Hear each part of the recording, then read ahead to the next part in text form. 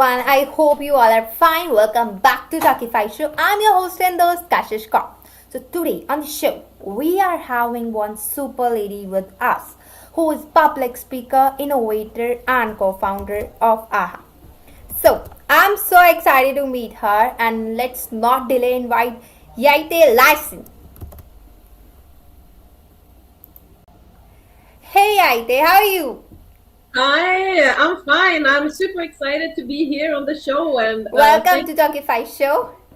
Thank you so much for having me. I'm super excited to be here.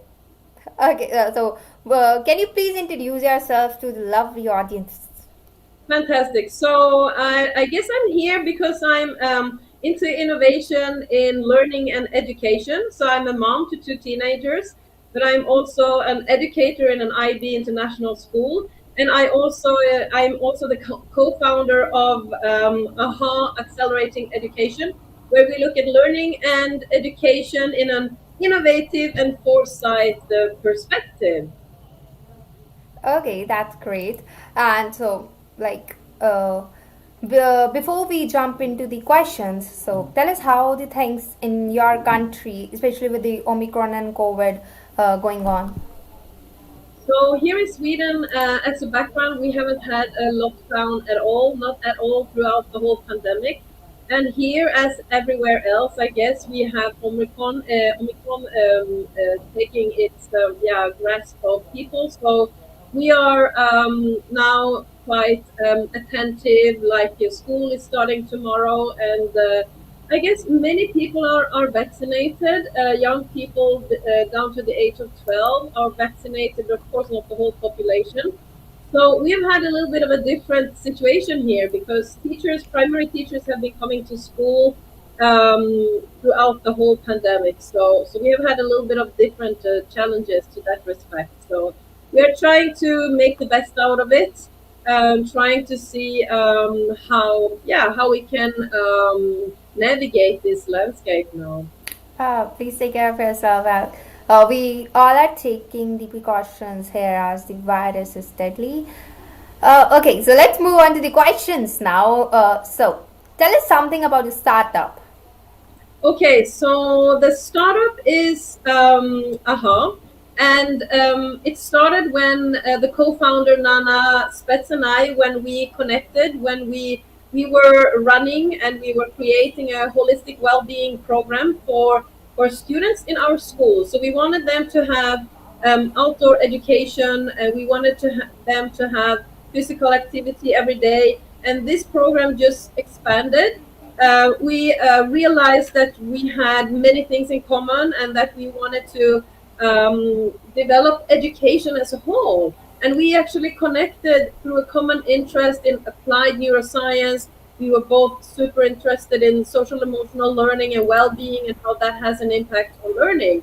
So we started to craft out all our ideas, and we wanted to look at three things. Actually, we wanted to look at what is learning in the 21st century, and what are the things that we want to keep, what are the things that we want to develop, and what are the things that we just actually want to bin, because there are some things that are outdated in 2022. And so we started to look at three research questions. We started to look at what does it mean to be human in this global age of technology. So we have human and tech. Then we started to look at the question, what happens if we educate the heart first and foremost? Because look, we are just here for a short period of time and we want to live the best lives. And then, of course, the third one was what I said, what are we going to keep, develop, and build? In the mixer, we also wanted to have more young people like you, like other youth leaders, having a say, like where are we going? Because us adults, we're talking so much, we're part of forums and things like that. So we started to think about, we have a well-being program, and then we crafted Hackathon for Youth, the future of education is now. And so our business idea just grew organically. And when we did the Hackathon for Youth, we had participants both on site here in Helsingborg, where I live, but also from different parts of the world, like Thailand. We have a few in India, from Vega School. We had Agora School in Holland, from Germany, from the UK, from United Arab Emirates, from Sweden, and young people in the age between 13 to 19. And to be honest, coming from different parts of the world, they still spoke the same language. They wanted the same things. They were tired of the same things. So this is how we started. And also we started with small things. We started to do a little walk and talk, like learning walk and talks in our city, and we got connected with the Helsingborg Tech Hub, Hetch, and we were kindly invited there to work there, and that is also very good for us because there we are in an entrepreneurial environment. So we have education and we have innovation in a sense, and we needed that shift to inspire us and to network as well. So that is very shortly how it actually started. Oh, that's like wow, that's a great initiative. So now I'm really curious to know how did it all started. Like, what was the story behind this starting up? So the story behind was that we felt very itchy and edgy and thinking like the education system is a little bit passé in many places, not everywhere. But we felt that young people deserve an education that is fit for the 21st century. And because we are IB educators, we also have a lot of tools. We are working interdisciplinary, we are working entrepreneurial, we work with skills-based learning, with concept-based learning, with character. So we have many of those things that learning, what is needed in learning, and we wanted to bring that out, and we wanted to share that. And of course, we added things that are important for us, like the well-being perspective, social emotional learning, applied neuroscience, growth mindset, purpose, more purpose. So we want to make education more fit for the 21st century. That is the story. And for me, being a mom to two teenagers, I saw them grow up, and I saw how when they were young, school was very interdisciplinary. And the older you get, I guess you see it yourself, the more disciplinary it becomes. But the world is not in disciplines. It's holistic. It's integrated with each other.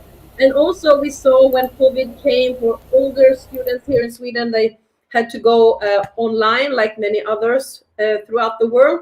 And when I saw my son struggling, looking at one slideshow after the other, I thought there must be other ways, like for them to work more in projects and also to trust young people more, because young people like you know what you need, and also combining it with entrepreneurial learning. This is sort of the why and the story behind. And one component is super important, and that is that I have had those thoughts, but you can't work as a little island. And when I met Nana Spets at my work, we realized we were thinking about the same things, and the power of collaboration cannot be emphasized enough. Like, there is so much good things coming when you collaborate with others, and you can build. And look at LinkedIn and how we connected, and how you can also connect with others across the globe who are working with similar things. Okay, that's awesome. So, as a layman, what exactly problem you guys are solving for your consumers? So what we are solving is a huge one. That is, we are challenging the education system, and a system is very that has very many components. It has the component of government decision, municipality decision, school culture, teacher culture, and all those kinds of things. But I strongly believe in grassroots movements. I strongly believe in change locally to have an effect globally. So we are both a think tank for innovation and foresight in education, and in that part we are sort of asking those challenging questions, like what should the teacher profession be like, and the other thing I spoke about, and what is the notion of school? School is changing. Maybe they will become hubs or work more hybridly. So we are asking those questions that needs to be asked, in order to create change. So that is the think tank part. Then we also have the action part where we implement solutions. And the Hackathon for Youth was one solution, listening to youth and having them come up with solutions as well. The well-being program was one solution, looking at how important well-being is for our learning, for our well-being, and for acting in the world. And then now in 2022, we are launching our future mindset playbook, which is a science-based playbook, a roadmap, the Northern Star. We have done a lot of research throughout those 1.5, almost 2 years. And in methodology, pedagogy, we have scanned, we have looked at UNESCO, OECD, IB. We have talked with so many people, and then we have put together this playbook with 5 modules. And so I'm revealing them here now. So we have the cognitive skills and competences that goes to our applied neuroscience, growth mindset, emotional intelligence, those kinds of things. The second thing is social emotional learning. The third one is physical skills, like physical competences. How do we take care of ourselves in the 21st century? Mental health, youth health, food, sleep, those kinds of things. The fourth module is environmental. How do we take care of Earth? How do we sustainability? How do we go out more, do outdoor education? How do we connect with nature again? Because many people are so disconnected, and nature is our home. I was born above the Arctic Circle, so I lived in abundance of nature was my home, and it was really like inspired me. And then the fifth module is digital competences. What do we need? We need 2 things, on the receiver end and on the producer's end. So the receiver is using more critical thinking in order to digest what we see and hear, because what does it actually mean to be human in this global age of technology? And the second one is, how are we using our digital tools that are out there? Like you are doing a Talkify show now, which is amazing. So these 5 modules we put together in this future mindset, because we believe that these are competences that the new human need in order to thrive, not only to survive. And these were also the backbone of our hackathon. So, and we are also if we look ahead now to 2020, we are also starting the AHA Academy. And I will not say more about that. I was curious. Like incredible. You guys are doing such a great work. So, Yuette, in our show, we try and understand the failure or the challenge faced by our guests in their journey. So that give a lot of learning to our audience. So please do share your struggle or challenges with us you have faced during your journey. Yeah. I think our challenges are twofolded. It's twofolded in the sense that we are set to challenge a system. So if we look at education and learning, education consists of the component of school, and learning happens everywhere all the time. So challenging is like David meets Goliath, And so that in itself demands a lot of courage. And sometimes if you are tired and, challenge, I think that is something that we are constantly challenged. Our courage is challenged, and our courage to speak up when something is not working well, that is something. But to tackle the challenge of a system, it demands collaboration, and we need to work together with others. And me talking to you here is a sort of a collaboration. And so Nana Spets, the co-founder, and I, we were super happy when we became country leads for Learn Life. Learn Life is a hub for innovators and educators, or innovative educators. So that gave us some sort of like a space where we could talk and develop ideas, because sometimes it feels very lonely when you want to pave the way for as much as you want to. And then the second one, so that is the system itself where we try to find new solutions. But the other thing is also the EdTech business in itself. So EdTech is a little bit different because we want to offer education for free. This is our mission, and that is also stated in the 4th UN goal. So you want to be EdTech company offering solutions to the users, to the learners. But at the same time, you also need to eat and you need to pay your rent. So finding investors that actually see human growth and human development, that is also a challenge. You want to look at social impact investors who want the revenue to be human growth and sustainability and a healthy societies. So these two have been challenges. And I also think that EdTech in general, it constitutes of two words, education and tech. And so many of the EdTech companies that are contacting me in my role as a teacher as well, I don't know how many I've coached, because some of the EdTech companies offer solutions, but they are not really into the world of educators or schools. So my advice for all EdTech companies is to have at least one educator in the team. And I see that for us who are educators, we need tech people in our team. So because we don't know so much about that side. So I think it's a really strong collaboration between educators and tech people. And I think there is a new sort of work market for educators as well in the EdTech team, because EdTech is also like booming because of COVID, and it's a good thing. But as the companies are booming, there also need to be some sort of what shall I say, quality check or something. And then you have companies coming up like the Education Alliance Finland with Olli Vallo, a super example, because not everything that is offered to teachers are of outstanding quality. So it's this sort of like being between two, like education and innovation, is super exciting and very challenging at the same time. Thanks for sharing, Aida. I think we should read more of failure stories in the success one, as that has a lot of learning for sure.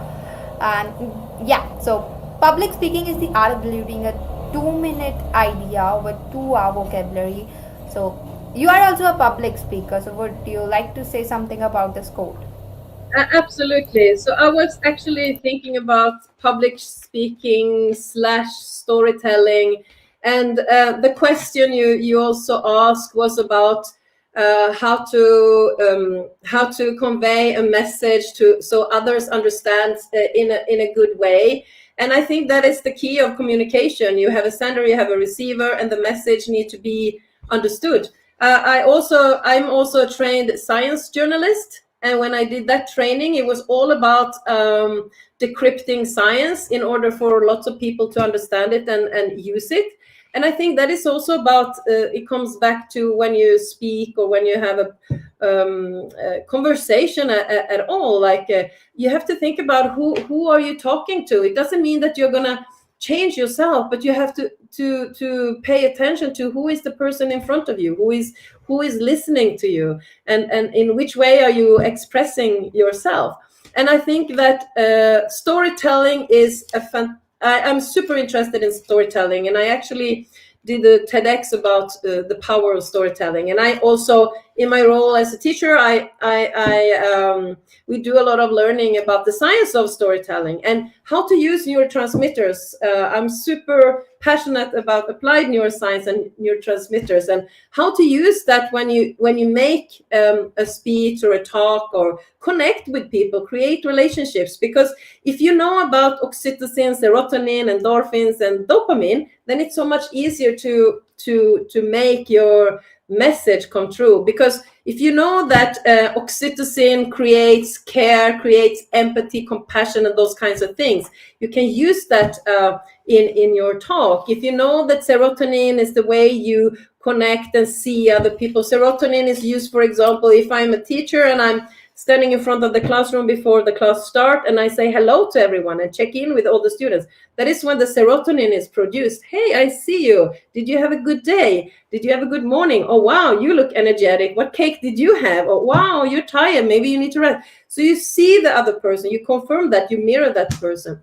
If you know that endorphins, like we can laugh together. And when we laugh together, we create trust. If we have trust between us, we become more creative, more collaborative, more communicative. If you can put in those things when you create relationships or have a speech or talk, wow. And then of course dopamine is like the excitement, it's the cliffhanger, it's the stuff that makes us curious, like, wow, what is going to happen now? We become curious now. Oh, I want to be there. And so if you add that all into talking or creating relationships or learning above all, I think that is amazing. And I've been working with applied neuroscience methodology for over 3 years now. And the result is instant. Because if you think about it, human relationships, they are based on trust. So when you meet new people in any situation that you scan the situation. Is this a safe place to be? And it doesn't mean a safe place like bears or anything, lions are coming after us. No, we are in a modern life now. It's a socially safe place to be. If the answer is yes, anything can happen. We can be creative, we can collaborate. If the answer is no, that you feel a bit, then your capabilities will be reduced. So thinking about those things, they are just mind-blowing, and it happens in an instant. It's like, imagine how quickly a joke can change the course of a conversation, or if somebody care for you and say, hey, how are you? How's it going? I really want to know. Like, that care is heartfelt. And us humans, we are driven by emotion so much, coming from the old brain. We want to look upon ourselves as rational beings, which we are sometimes, but we are very much driven by emotion. Think about what you're doing now. You're passionate about your talk show and conveying messages. It's a heartfelt. All the decisions that we make. What am I going to eat today? Oh, I want to eat a salad with salmon, for example. That's because I like it. It's heartfelt. So much of us human beings is about emotions. So I want to encourage people also to dare to be personal, to dare to be informal with each other, to dare to be vulnerable with each other, because that's the real magic happen. That's very well articulated. Thanks. So, okay. So, what are your plans for this year on professional side? Mm-hmm. So my plan, together with Nana Spets, the co-founder, is to launch the Future Mindset Playbook, and it's also to launch the AHA Academy. And the AHA Academy I leave as a cliffhanger. Best of luck for that. Your roadmap is really too clear, and yeah, I loved it. Okay, so society worship those who are beautiful and put down those who are not. So if you don't see a problem with this, then you are a problem. So what do you think about this? Can you say it again? I didn't hear properly. Can you repeat it, please? Sure. So society worship those who are beautiful and put down those who are not. If you don't see a problem with this, then you are a problem. So what do you think about this line or quote? I directly think about teenage mental health, and I think about social media, about filters, about Snapchat, about TikTok, all those kinds of things, because youth health is something that is very dear to me, because I have 2 teenage kids myself, and I'm a teacher, so I spend a lot of time with young people, and I see the effect that it has on young people. So I think that I hope that there will be some sort of a reset, that young people will maybe spend less hour comparing themselves to somebody who is super fit, or I don't know, and spend more times on their inner life. And I think that there will come a tipping point, because if enough people realize that this is not healthy, I think there will come a tipping point, and I think we're very close to that. And really my role is to support young people and to offer in a way alternatives, because that's what it is. Habits need to be replaced, so what a good question. Thank you so much. So, before moving on to next question, we have some question from audience. So, first let's read them. And so, first question, let me check. So, first question is from Thorsten Doppelfin, and I'm sorry if I pronounce the name wrong. Okay, the question is, could you comment on what you mean by growth mindset? Do you refer to economic growth, to personal growth, and what exactly does this mean for me, for my children, also to teenagers? Yes, very good question, because the growth mindset. So let me put that in a perspective. When I was from the age of 8 till 18, I was an athlete. So I was practicing track and field. And we had a coach who did those mental trainings with us. So how to achieve goals, what happens when you are stuck, or when there is a problem, or when you're challenged. So how do you overcome challenges so you don't dwell in them too much, but to sort of learn and move on? And so that is sort of one inspiration for me, one early inspiration. And then my mom, she was the second inspiration, how I started to think about those things. She was always asking me if I was scared to do something or a challenge. She said to me, I guess many moms say this, what is the worst thing that can happen? Like, you can try and you can try again. If it doesn't work, you learn something about it. And also, we have this, when we think about social emotional learning, we have this interpersonal communication. What are the things that we are telling ourselves? And the thing is, we believe us, so we have to be very conscious about the things that we are telling ourselves. And also, so that is the background. And then when I grew up and on my life journey, I started to practice yoga, and I did a yoga instructor course as well. I never taught yoga, but That's I did. great. Yeah, like you. And so then I also started to think a lot about personal development and how to overcome challenges and the body and mind connection. So that is the background. And then how the person can work with it is about being attentive to what you say to yourself, being attentive also how you overcome challenges. Something happened, so you're not hard on yourself. Like, if something happened, you say, oh, typically me. That is a fixed mindset. A growth mindset would be, okay, so what did I learn from this? What do I need now? Can somebody help me? Can I use another method? Can I use some more time?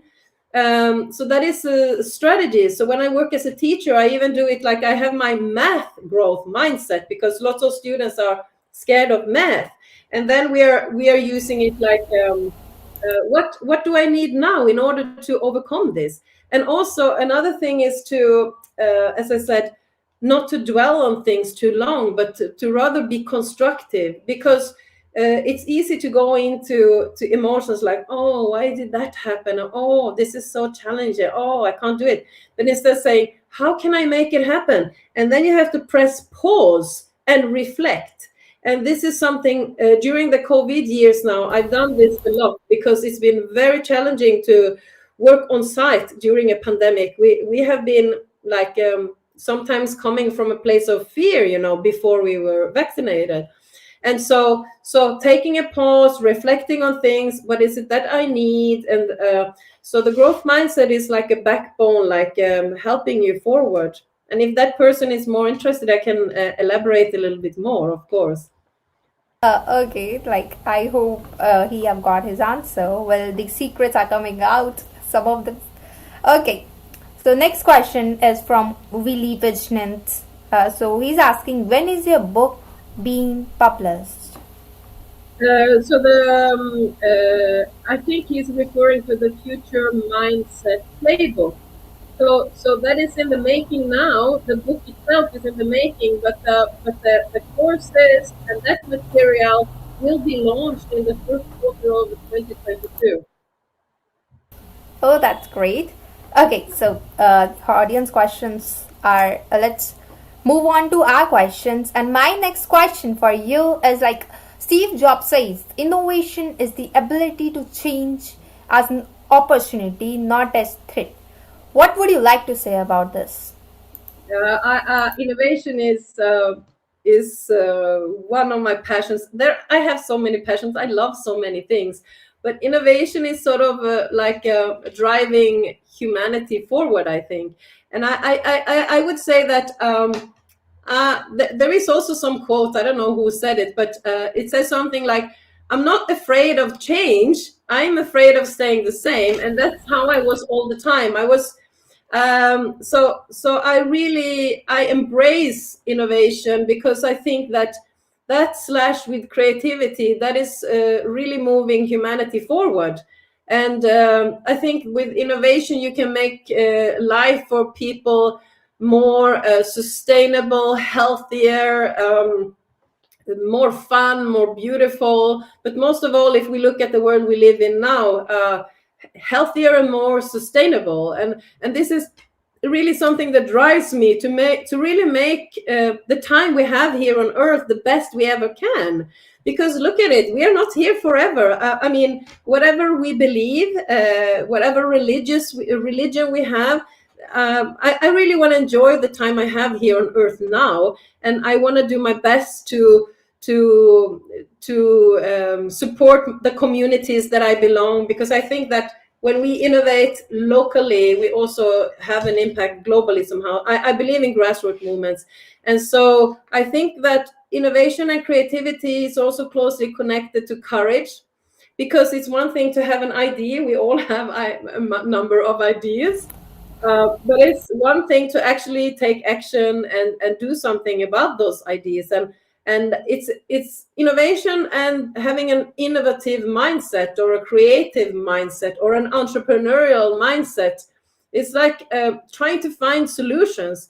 And I'm in Sweden now, and Sweden is supposed to be, or said to be, one of the world's most innovative countries. And sometimes I think that we are just very pragmatic. We are just looking at solutions. And the city I live in, Helsingborg, here in southern Sweden, was recently, I think it was this autumn, chosen as one of the most innovative cities in Europe, whatever that means. But it means that there is a ecosystem there, and we can always be better, of course. But when you are in an environment where people are looking for solutions, it inspires you a lot. And I think that innovation is creativity, and creativity, we all have it. We just need to use it. Yeah, we just need to find it out and work Yeah. on it. Mm-hmm. Okay, so we play a small rapid fire round in our show. In this, you are only going to get 10 seconds for each question. So, are you ready? Yes, I'm ready. Okay, the Josh is really high. Okay, then let's get started. So, I'm going to give you a word, and you have to tell me the first word that came to your mind after hearing that word. Okay. So, the first word, family. Love. Work. Fun. Challenging. That's great. Okay, that's too quick. And society. Us. Social media. Double-thoughted. Time management. I have it. Okay. LinkedIn. Say it again, please. LinkedIn. LinkedIn. Yeah. What do you mean, LinkedIn? Or the first word came to your mind after hearing the word LinkedIn. I don't hear you properly, actually. How do you spell it? LinkedIn, the app. Ah, LinkedIn. Oh, Yeah. connections. Okay. Fun. Always. Kashishkar. Say it again. It's sort of coming and Kashish going. God. Kashish God. Oh, that's you. Fantastic human being. Okay, thank you so much. Cool, that was fun. So, what message would you like to give to our lovely audience? Okay, so I'm thinking, yeah, I would like to give a message of courage, because I think that the time we live in now, we need a lot of courage to make the ideas that we have like in reality. So I would encourage everybody to pull out that card of courage and to question things and to ask for better ways to sort of lead the way, because we are in a time of reset now, and this is a fantastic opportunity. There are so many things that we need to find solutions to, societal, planetary things, and I think that courage and creativity, they're both so needed. And courage is something that is a little bit scary, but it's so important. And so, as I said before, also we have the time we here now, and just make it awesome and make it the best we can ever do. And you know, I love all those things we see, like care for each other, and yeah, really care for each other during the times we live in. And that's a great message. Thank you for sharing. Okay, so something you want to say about Talkify show and myself? Mm-hmm. So thank you so much. I my humble greetings to you, and I think it's wonderful to see young people like you, young leaders taking action, showing agency, and I just hope that you inspire loads and loads of other young people to do similar things, to do to sort of inspire others with their passion and drive. So I applaud you for that, and thank you for having me. Thank you so much. That's so sweet of you to say this. So, yeah, the session ends here. It was really nice hosting you today. Hope to host you again. And you are so inspiring, and you are also looking too beautiful today. Okay. So let's have the end. And good night. Take care. Bye bye. Bye. So our viewers here, if you like the video, then please share it with your friends so that more people get inspired. Also, if you want to join me for this show as a speaker, please drop me a DM on LinkedIn and we'll be getting in touch for the same. So don't forget to like, share and subscribe to my video. Thank you and good night.